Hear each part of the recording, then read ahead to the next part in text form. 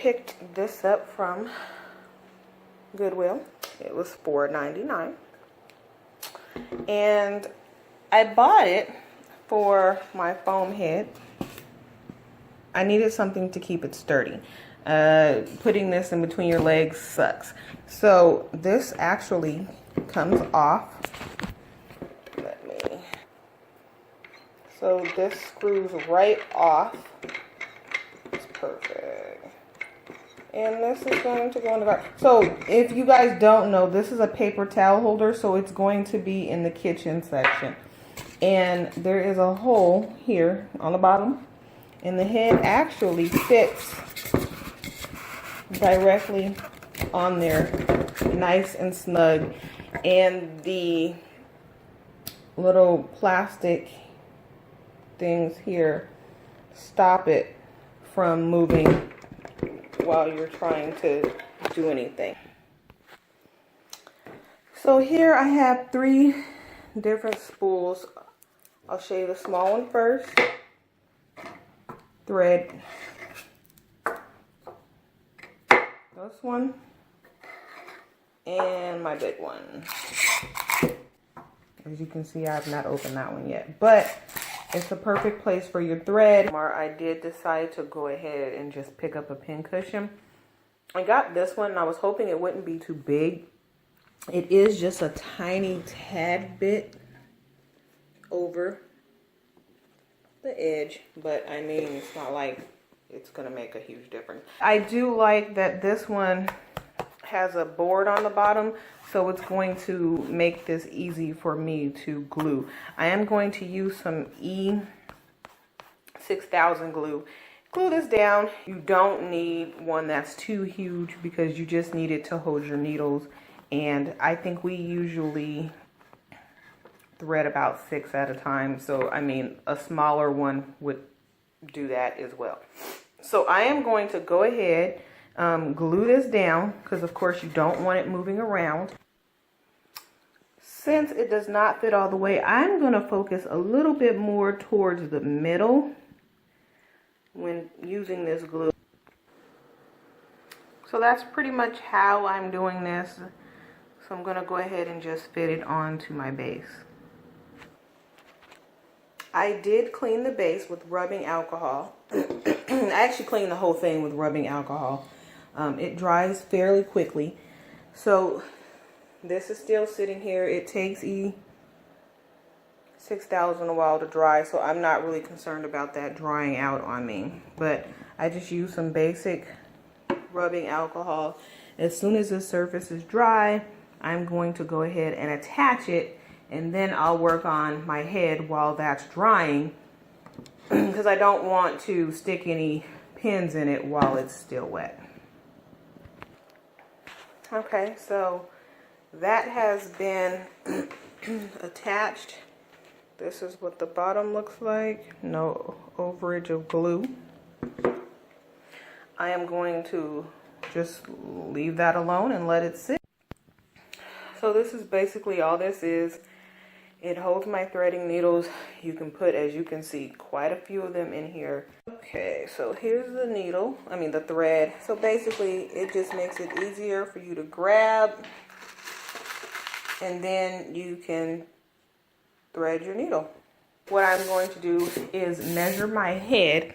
So on my own personal head, I'm going to measure from front to back, and also from front to back. And then I'm going to show you how I make my foam head bigger. I've made one mark here in the front and one mark here in the back. So here I have some good old-fashioned packing tape. You can also use duct tape. You can use colored tape, whatever type of, as long as it's thick like this, it really, doesn't matter. Not necessarily thick, but wide like this. So to give you an idea of what I'm doing, I am actually wrapping the duct tape around the head. See that black point there is where it stops, and well, you can't see this one, but it starts at that one. And I'll show you in just a second. This is what it's looking like so far. The circumference on it is 20. My head size was 21.5. I am going to make this 22.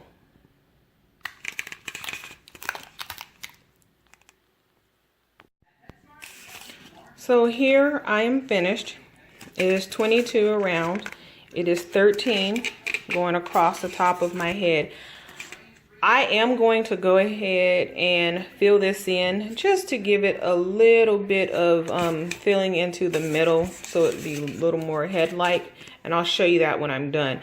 So just to let you know, you will need two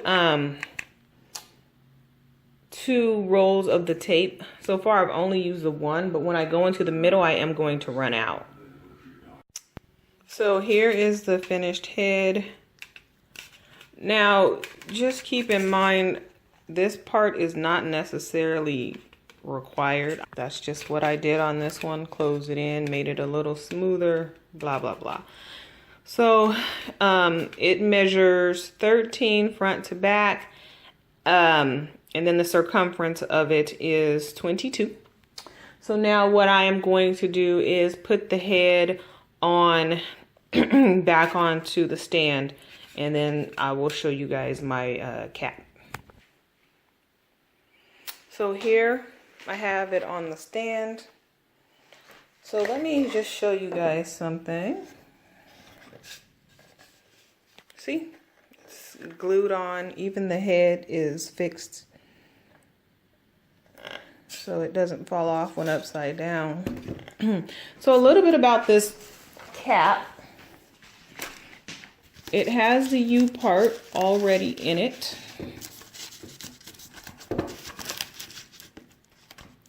So remember, this is considered the hairline here. So it has a U part in it. If you've seen my other video, I created the U part with a, and this is actually inside out, but I'll fix that, with a white eyeliner pencil. So I'll put the link to that in the description box. So this is the cap that I got. This was $5.99, and you know, for me it was worth it to just buy one that had the U part in it. Just make everything simple. So it has these adjustable straps, but me, I put them here just to hold it on a little bit. They actually will be cut off when I do this because this wig will be sewn onto my head. So I am going to use these pins to attach the wig cap to the foam head. So now I have all my pins in place. This one here.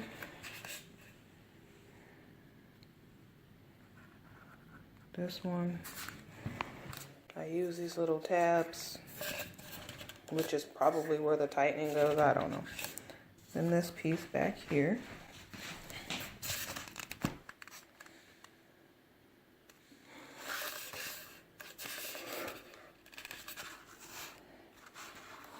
Okay. So this is the hair I have. It is the VR Best. It's 14, 16, and 18. I did get it from Amazon.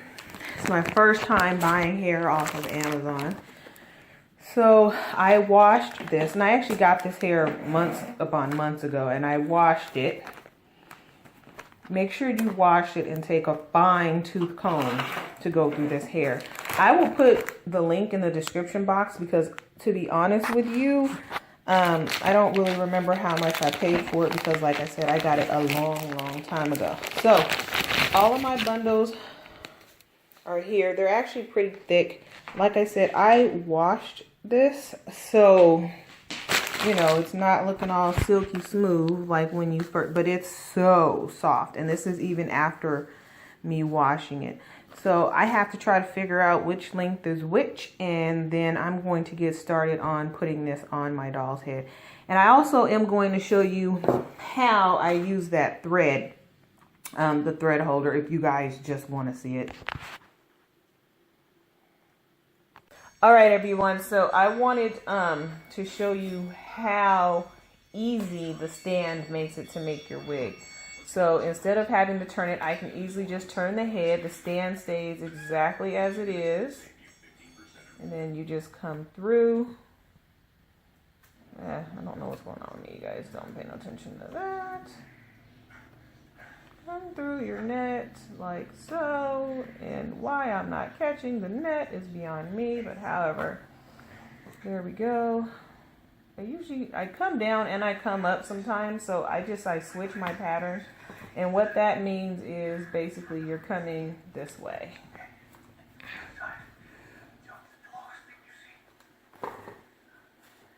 So I just wanted to show you guys how easy it is when you have the stand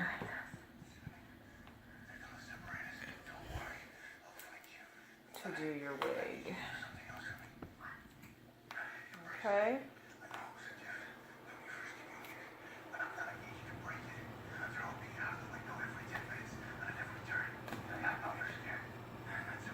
Not ready to let that piece go just yet. I still got a little more thread there.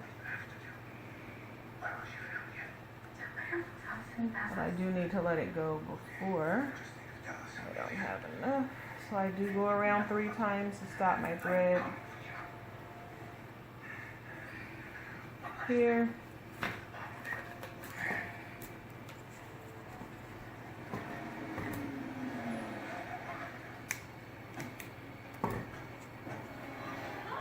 So, and then I can easily just take another piece of thread from the cushion and just keep going. I have actually finished the 18. It kind of goes to there. It's really it's not really thick at the bottom. It's kind of thin if you ask me. However, this is what we're looking at.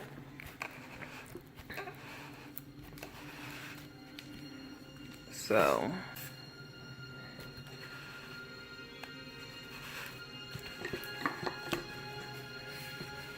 that there. So I am going to now work on the 16.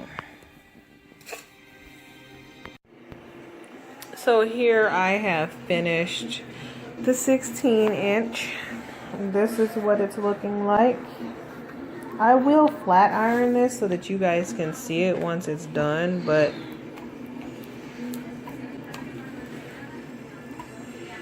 so this is how much I have left, and all of this will be 14 inches. So I'm getting ready to go ahead and start the 14 now. So now I'm towards the end and I have the wig cap inside out. So what I do whenever I have a natural part, I always do what I call a flip track. So with this being inside out, what I'm going to do is sew a track along the inside here, and then I'll flip it, and I'll show you that in just a second.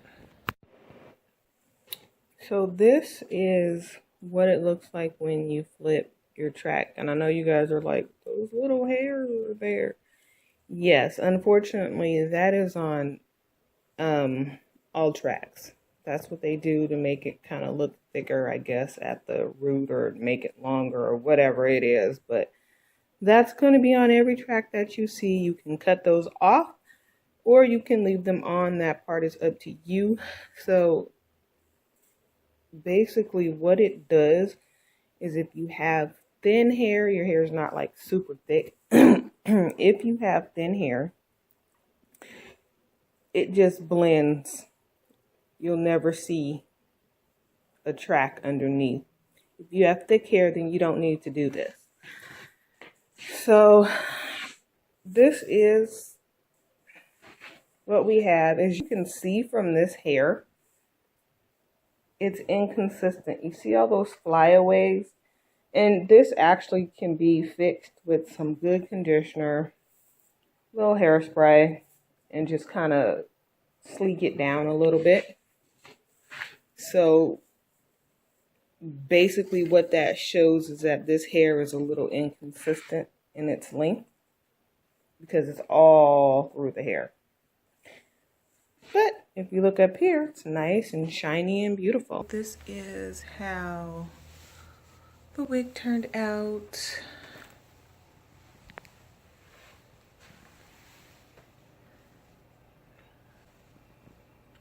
Guys, see that? Let me just try to show you how long it is. I don't have my mirror, sorry, I'm headed out. But I will try to get a better photo. This is the front. I really like it. I mean, it's just gorgeous. It really, really is. So, all right, you guys.